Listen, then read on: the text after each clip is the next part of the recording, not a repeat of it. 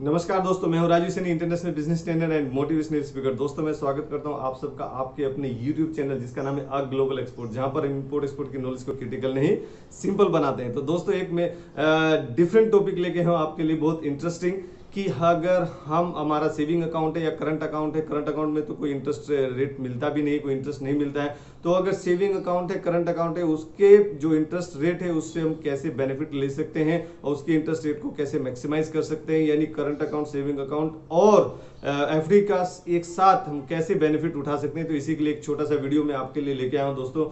तो इसमें सबसे पहले बात करेंगे कि इसमें सबसे पहले होता है auto sweep account. Auto sweep account क्या रहता है कि जैसे अगर हमारे पास में कोई करंट अकाउंट है या हमारा सेविंग अकाउंट है, सेविंग अकाउंट में अगर आप बात करेंगे तो 3.5 से 4% तक का इंटरेस्ट रेट मिल जाता है। और करंट अकाउंट में जैसे आप सबको मालूम है, जो बिजनेसमैन है उन सबको मालूम है कि करंट अकाउंट में कोई इंटरेस्ट रेट नहीं मिलता है दोस्तों। तो उसके लिए ये आता है sweep account, auto sweep account. तो उसमें एक थ्रेशोल्ड लिमिट आपको मेंटेन करनी पड़ती है, यानी आप खुद से डिक्लेयर करेंगे कि मेरे मंथली एक्सपेंसेस फॉर एग्जांपल 25,000 या 30,000 है। Let's take an example of 25,000। जैसे अगर आप थ्रेशोल्ड लिमिट उसमें लिमिट कर देते हैं, बैंक को बता देते हैं कि मेरे थ्रेशोल्ड लिमिट 25,000, यानी 25,000 के ऊपर जितना भी अमाउंट मेरे अकाउंट में आएगा वो ऑटो स्वीप होके मेरा एफडी अकाउंट में चला जाना चाहिए। तो वो अगर आप उसमें इस टाइप से अपना टर्म्स एंड कंडीशंस रखाते हैं, यानी उसको ऑटो स्वीप अकाउंट के नाम से ही बोला जाता है। यानी आपका जो सेविंग अकाउंट है, जो आपका करंट अकाउंट है, वो एज इट इज ही रहेगा। जस्ट उसको आपने रिक्वेस्ट दे के नहीं बैंक में जाना है, उसको रिक्वेस्ट देनी है कि मेरे अकाउंट को आप ऑटो स्वीप अकाउंट कर दीजिए और उसमें क्या बेनिफिट मिलना चाहिए वो बेनिफिट आप उनके साथ में डिस्कस कर लीजिए। जैसे हम आपको यहाँ वीडियो में बता रहे हैं वैसे ही आप उनके साथ में डिस्कस कर सकते हैं। तो उसमें कंबाइंड बेनिफिट आपको अकाउंट का और सेविंग अकाउंट और करंट अकाउंट का और एफडी का भी उसमें साथ में आपको मिलेगा। तो किस टाइप से मिलेगा?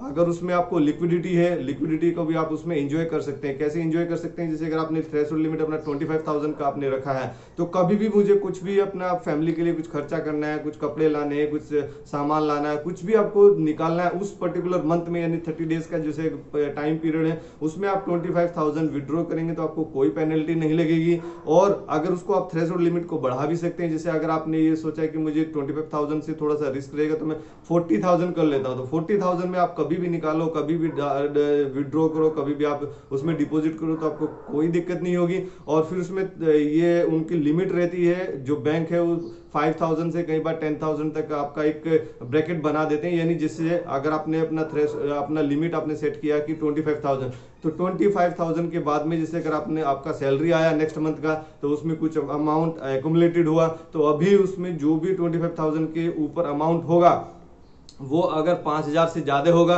तो वो 5,000 का एक लिमिट जो है वो ऑटो स्वीप अकाउंट यानी उसमें एफडी अकाउंट में चला जाएगा। यानी उसका आपका इंटरेस्ट रेट जो भी एफडी का करंट में इंटरेस्ट रेट चल रहा होगा, जैसे अभी कोरोना के बाद अगर आपने देखा तो इंटरेस्ट रेट कम हुए, तो अभी 6% के आसपास चल रहे हैं। अदरवाइज इसमें एफडी में 8% तक का भी आपको बेनिफिट मिल रहा था, पर अभी 6% मिल रहा है और आगे ये बढ़ेगा जैसे जैसे मार्केट ओपन होगा। अभी अनलॉक हुआ है मार्केट और अभी इकोनॉमी ग्रो होना चालू हुई है, तो इंटरेस्ट रेट अभी आपको इंप्रूव होते हुए दिखाई देंगे। कुछ ही सालों में, 1-2 सालों में आपको इंप्रूव होते दिखाई देंगे। Next is the minimum FD amount. मेरा वो अगर मिनिमम एफडी अमाउंट जिसे वो बोलते थे कि 5,000 से 10,000 तक का ही हम लिमिट रख देते हैं। यानी अगर आप बोलेंगे कि अगर मेरा 25,000 का मैंने लिमिट रखा है और मेरे उस अकाउंट में 24,000 हो गए हैं, वो 25 प्लस 4 यानी 29,000 हो गए हैं, तो 29,000 में से जो 4,000 है क्या वो मेरे एफडी अकाउंट में चले जाएंगे? नहीं, उन्होंने मिनिमम एफडी अमाउंट उन्होंने डिसाइड किया 5,000। या कुछ बैंक जो प्राइवेट बैंक रहते हैं वो कई बार 10,000 का भी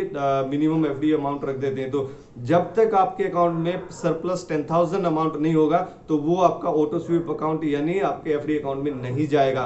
तो दोस्तों कई बार वो लोग मिनिमम मैच्योरिटी पीरियड भी कर देते हैं, डिफाइन कर देते हैं बैंक। तो मिनिमम मैच्योरिटी पीरियड 15 डेज से 45 डेज तक का लगभग रहता है, पर ऑन एन एवरेज अगर हम माने तो 1 महीने का यानी 30 डेज का ही रहता है। और कई बार वो लोग जो मैक्सिमम मैच्योरिटी पीरियड है उसको भी आप डिफाइन कर देते हैं, तो वो नॉर्मली 1 ईयर और मैक्सिमम 5 ईयर तक ही रहता है। तो वो भी आप उसको ध्यान में रख सकते हैं दोस्तों कि मैच्योरिटी पीरियड क्या है, मिनिमम और मैक्सिमम क्या रखा गया है। यानी जैसे अगर आप 1 महीने से पहले अपनी अगर ब्रेक कराते हैं तो उसमें क्या इश्यूज आते हैं, तो वो हम उसको बोलते हैं रिवर्स स्वेप। तो रिवर्स स्वैप का मतलब है जैसे स्वैप हुआ ऐसे रिवर्स स्वैप हुआ, यानी हमारे जो सेविंग अकाउंट है करंट अकाउंट से वो एफडी अकाउंट में गया, उसको बोलते हैं स्वैप हुआ, और वापस आया तो उसको बोलते हैं रिवर्स स्वैप हुआ। तो रिवर्स स्वैप में क्या रहता है कि कभी भी इनकेस आपको अगर किसी अमाउंट की जरूरत पड़ती है, आपको विड्रॉ करना है, तो that can be transfer to your saving account and you can easily withdraw through bank, through ATM, anywhere, मतलब जैसे भी आप कर सकते हैं। तो उसमें दो टर्म्स रहती है, एक होता है फीफो और एक होता है लिफो। तो फीफो जैसे कोल प्लांट में भी आपने ये कोल यार्ड में देखा होगा, जो पहले कोयला आया उसको पहले कंज्यूम करना है, यानी उसका ग्रोस कैलोरिफिक वैल्यू कम हो जाता है, अदरवाइज क्वालिटी डिटोरिएट होना चालू हो जाता है।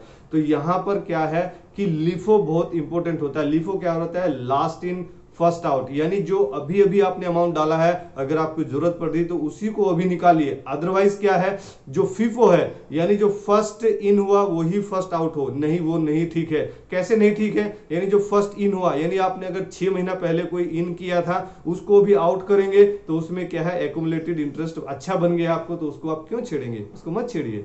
तो उसमें क्या है, यहाँ पर फिफो अच्छा नहीं है, यहाँ पे लिफो अच्छा है, यानी लास्ट इन यानी लेटेस्ट जो मैं अभी डाला है उसी को अगर मुझे जरूरत पड़ी तो मैं उसी को निकालूंगा, क्योंकि अभी उसका हो सकता है मैच्योरिटी भी ना हुई हो, यानी जैसे अगर 15 डेज से 30 डेज तक का अगर मैं बोलूं मैच्योरिटी पीरियड, तो अगर उसका 12 दिन हुए, 12 डेज हुए, 10 डेज हुए, तो उसमें तो मेरा कोई इंटरेस्ट रेट बना ही नहीं है। तो better to take that one only ना। अगर जब मैं 6 महीने पहले किसी को दिया था कोई मेरा जो कुछ लिक्विडिटी थी वो मेरा फिक्स डिपॉजिट में चला गया था, एफडी में चला गया था, तो उसको निकालने की जरूरत नहीं है, that would be your loss. तो अगर आप किसी एफडी को ब्रेक कराते हैं और उसको अमाउंट निकालते हैं तो कैसे उसका कैलकुलेशन रहता है, तो अगर जैसे आपने आपका 25,000 के ऊपर जितना भी अमाउंट था वो आपका एफडी अकाउंट में पड़ा है और उसमें अभी आपको अचानक से 10,000 रुपए की जरूरत पड़ी फॉर एग्जांपल, तो 10,000 रुपए आप उसको निकालेंगे और उसका 10,000 का ही आपको जो एफडी से है वो सेविंग अकाउंट में मिल जाएगा, और जितने टाइम पीरियड के लिए आपने उसमें एफडी में रखा उतने टाइम पीरियड में उसको आपको एफडी का अमाउंट ये इंटरेस्ट रेट मिलेगा, रिमेनिंग टाइम के लिए आपको उसमें इंटरेस्ट रेट सेविंग अकाउंट का मिलेगा, और एडिशनली आपको 0.5% से 1% तक का आपको उसमें जो पेनल्टी लगेगी, पेनल्टी कितनी लगेगी, यानी जो 10,000 आपने रुपीस निकाला है उसमें अभी 8% इंटरेस्ट रेट नहीं मिलेगा, उसमें 8% माइनस 1% यानी जो पेनल्टी लगी है, यानी 7%, या फिर अगर 0.5 उनका पेनल्टी है, कहीं किसी बैंक का 0.5 भी रहता है तो आपको 7.5 मिलेगा। अगर इंटरेस्ट रेट आपको 8% मिल रहा है एफडी में, अभी तो 6% मिल रहा है, तो आपको 5.5 मिलेगा या फिर 5 मिलेगा, depending upon the bank. Her bank का ये अलग अलग रूल है। तो नेक्स्ट आता है कि लिफो बेटर है कि फिफो बेटर, तो मैं से अभी एक्सप्लेन किया है कि लिफो ही बेटर है इस केस में। तो नेक्स्ट आता है सर कि उसका पेनल्टी कितना रहता है, पेनल्टी 0.5 से 1% तक रहता है, डिपेंडिंग अपॉन बैंक, यानी आईसीआईसीआई बैंक का अलग मिलेगा, एचडीएफसी बैंक का अलग मिलेगा।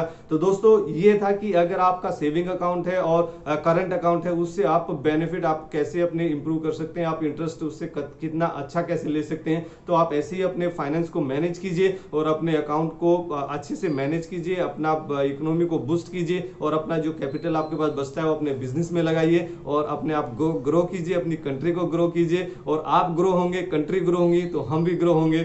Thank you very much, let's do export together. Thank you very much.